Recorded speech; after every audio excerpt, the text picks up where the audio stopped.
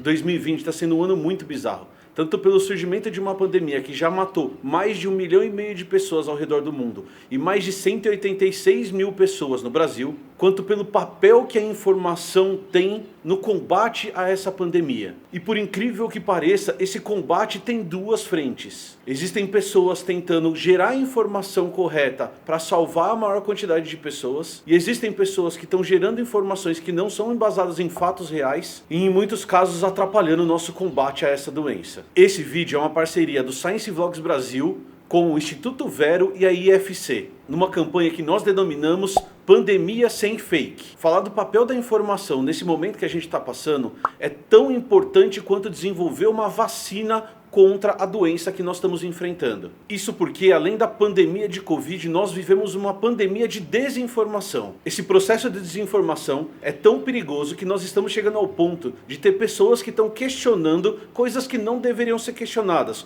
como, por exemplo, o papel de vacinas na erradicação de doenças que causaram milhões de mortes ao longo da história da humanidade. Em pleno 2020, parece que nós estamos voltando 120 anos na história para um movimento que aconteceu no Rio de Janeiro chamado de Revolta da Vacina, em que pessoas estavam se revoltando contra o governo pela obrigatoriedade de tomar a vacina contra a varíola, uma doença que causou milhões de mortes ao longo da história da humanidade. Além disso, as campanhas de desinformação foram fundamentais no ataque à ciência nesse momento que a gente está vivendo agora. Os cientistas, no começo da pandemia, não podiam apresentar as respostas que a sociedade cobrava. Isso porque a ciência precisa de tempo e do método para funcionar. Se a gente apressar o processo do método científico, a ciência deixa de ter o peso que ela tem e passa a ser achismo. O problema disso no começo da pandemia é que as respostas não sei ou pode ser que a ciência oferecia deram espaço para que notícias falsas e desinformação ganhassem corpo e se mantivessem até hoje. Nós temos diversos exemplos no Brasil e no mundo. Um dos exemplos que foi extensamente discutido aqui no Blabologia e em vários outros canais do Science Vlogs Brasil foi o uso da hidroxicloroquina no tratamento da Covid. Apesar de alguns pesquisadores no começo da pandemia dizerem que ela potencialmente poderia ter um efeito sobre a doença, diversos trabalhos mostraram que esse efeito não existia e em alguns casos poderia piorar o estado daquele paciente. Apesar disso, diversos governantes do mundo, inclusive o nosso, se posicionaram a favor da hidroxicloroquina como um tratamento para a doença. O grande perigo desse posicionamento está ligado a dois fatores. O primeiro, defender algo que não tem base científica e oferecer esse tratamento para a população. E o segundo, passar a imagem para as pessoas de que ao tomar esse medicamento, elas estão seguras. Passado um tempo de pandemia, os dados nos mostraram que esse tratamento foi totalmente equivocado. E que países que defenderam esse tratamento e continuaram essa defesa por muito tempo são alguns dos que tiveram o maior número de contaminados e de mortos. Outras campanhas de desinformação foram feitas em relação a outras medidas preventivas contra a Covid, como por exemplo o uso de máscaras. E o que é mais impressionante é que parece que nós estamos voltando no tempo de novo. Se vocês procurarem, o uso de máscaras já tinha ocorrido durante a gripe espanhola no começo do século passado. E além disso, os estudos têm mostrado cada vez mais que mesmo máscaras caseiras podem ser extremamente eficientes para evitar o contágio de Covid, desde que duas pessoas usem. Mas o foco do vídeo de hoje é a construção de desinformação de algo que é intuitivamente correto e cientificamente correto, que é o isolamento social. Quando nós entendemos uma doença como a Covid, nós percebemos algumas coisas. A primeira delas é que o contágio acontece de pessoa para pessoa pelo ar. E a gente entende que intuitivamente, se eu não encontrar a pessoa contaminada,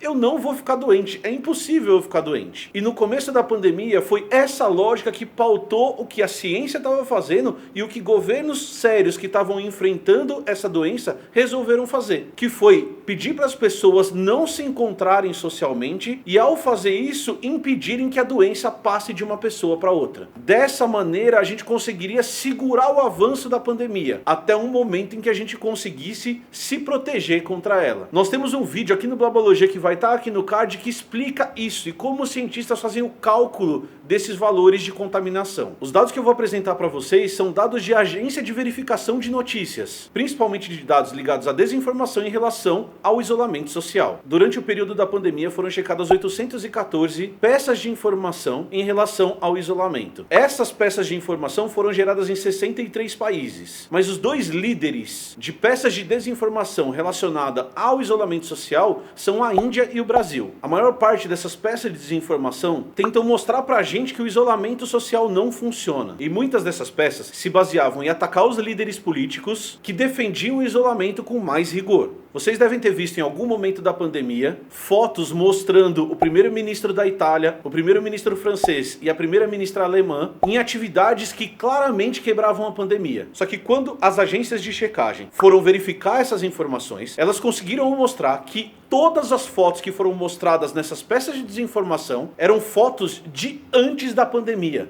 de anos anteriores, em que o isolamento social não existia. Na Argentina, as peças pegavam o presidente argentino e mostravam ele em locais de grande circulação sem máscara. E no Brasil, esse movimento também aconteceu, principalmente ligado a governadores e prefeitos que se mostravam contra o governo federal, que não defendia o isolamento social. Então você deve ter visto durante a pandemia fotos do João Dória e do Eduardo Leite sem máscara circulando por lugares com muitas pessoas. É muito importante eu dizer nesse momento que eu não estou defendendo político nenhum.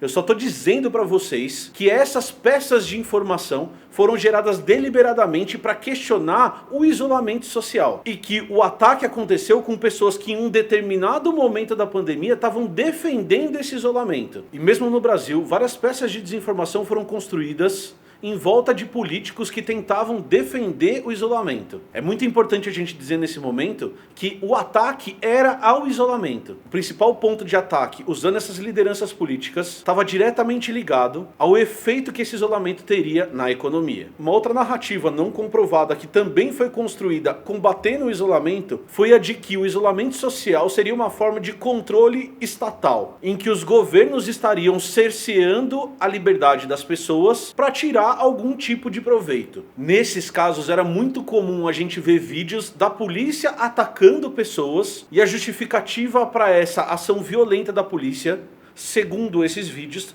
estava diretamente ligada à quebra da quarentena por parte da população. A polícia estaria agindo violentamente contra pessoas que estavam quebrando os decretos de prefeitos e governadores. No entanto, a maioria desses vídeos não eram vídeos reais. Não que a polícia não estivesse repreendendo essas pessoas, mas a razão da repreensão não estava diretamente ligada à quebra do isolamento. Na Índia, o outro país que teve muita fake news contra o isolamento, circularam diversas fotos de pessoas marcadas por ações policiais que pareciam tortura, diretamente ligadas à quebra do isolamento também. Mas quando as agências de checagem foram verificar a veracidade dessas fotos, foi provado que essas fotos não eram do ano de 2020, elas eram de anos anteriores e nem eram na Índia. E por incrível que pareça, até notícias verdadeiras do bem surgiram durante o período de isolamento. Você deve ter visto durante esse momento diversas fotos circulando e diversas reportagens ligadas à recuperação da natureza frente ao isolamento social das pessoas. Apesar disso ter acontecido em alguns lugares e de ter alguns estudos que mostram que, por exemplo, na Itália, quando o lockdown foi determinado, a quantidade de poluentes no ar diminuiu, foi-se mostrado também que logo depois que o isolamento foi relaxado, as condições ambientais voltaram ao que eram antes. E mesmo aquela foto daqueles cervídeos andando pelas ruas no Japão não estavam diretamente ligadas ao isolamento. O grande problema da circulação dessas informações é que mesmo veículos de imprensa muito bem estabelecidos acabaram circulando parte dessas notícias falsas como se elas fossem verdadeiras. Como dito no começo desse vídeo, a construção desse tipo de desinformação de maneira deliberada e em alguns casos industrial pode ser extremamente perigosa. A maioria dos países do mundo está passando por uma segunda onda e o Brasil continua passando pelo tsunami que ele passava antes. Nós estamos vendo fotos reais agora de milhares de pessoas nas ruas se aglomerando, achando que a pandemia já acabou ou que ela não é tão perigosa quanto a gente acreditava. O número de mortes voltou a subir de maneira assustadora e o número de internações ainda mais. Em vários lugares do Brasil, inclusive na cidade que eu moro, não há mais leitos para pessoas com Covid. E essa falta de leitos faz com que a taxa de mortalidade da doença aumente demais. E é aqui que eu faço aquele apelo que eu tenho feito no Blabologia desde março. Nós precisamos, como produtores de conteúdo e principalmente como consumidores de conteúdo, começar a nos preocupar cada vez mais com a fonte da informação que a gente está consumindo. Procurar a origem dessa informação e principalmente checar se essa informação é verdadeira é um mecanismo que nós deveríamos estar fazendo sempre. Procurar se essa informação é verdadeira em agências de checagem, procurar se essa informação é verdadeira naqueles jornais e revistas que a gente lê, seguir formadores de opinião que se preocupam com a qualidade da informação e principalmente que colocam as referências dessa informação, é a maneira mais correta que a gente pode fazer para passar por esse momento que nós estamos passando. Você que está assistindo precisa lembrar que você é um formador de opinião dentro da sua família e que também é seu papel combater essa onda de desinformação que a gente está passando. Então procure fontes confiáveis e não confie em qualquer coisa que chegue no seu WhatsApp, que chegue no seu Twitter ou que chegue até você. Construa o seu pensamento crítico e a partir desse pensamento crítico construído, nos ajude a passar por esse momento terrível que a gente está passando. Só quem já perdeu alguém próximo sabe o que essa pandemia quer dizer. É isso. Se você gostou do vídeo de hoje, não esquece de se inscrever no canal e de deixar o seu like. Usa a hashtag pandemia sem fake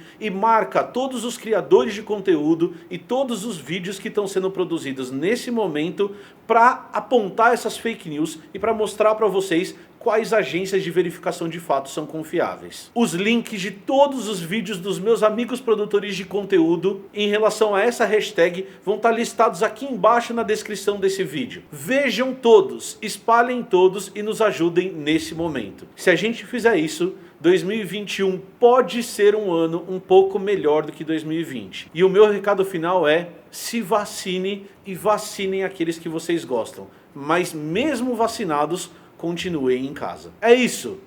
Feliz Natal para todo mundo, comam bastante e até a próxima. Tchau, tchau.